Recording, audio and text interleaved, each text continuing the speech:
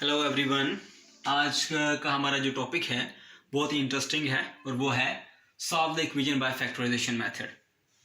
Factorisation method बहुत आसान है। अगर इसका तरीका सीख लिया जाए, कुछ कंडीशंस हैं वो आप माइंड में रखें तो आप हर तरह का क्वेश्चन सॉल्व कर लेंगे इंशाल्लाह। तो चलिए स्टार्ट करते हैं। हमारे पास एक क्वेश्चन है एक्सरसाइज 1.1 का 10th की मैथमेटिक्स है ये, और क्वेश्चन नंबर 2 का पार्ट 1 है।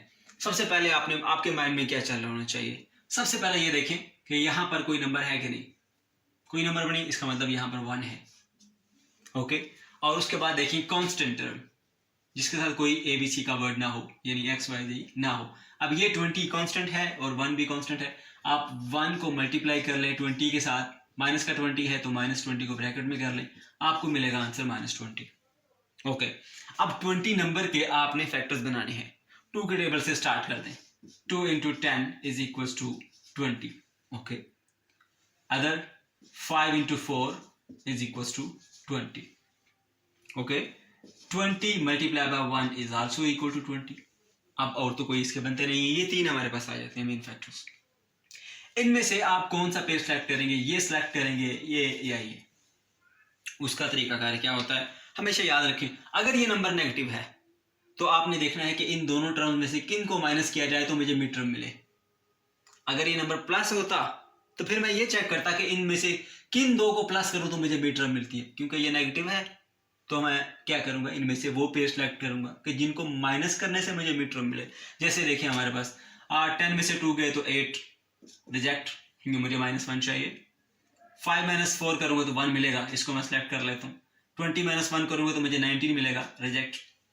तो मुझे 4 से एक ही टर्म मिली, वो 5 और 4 वाली। अब सवाल ये पैदा होता है कि किसके साथ प्लस लगाऊंगा, किसके साथ माइनस लगाऊंगा।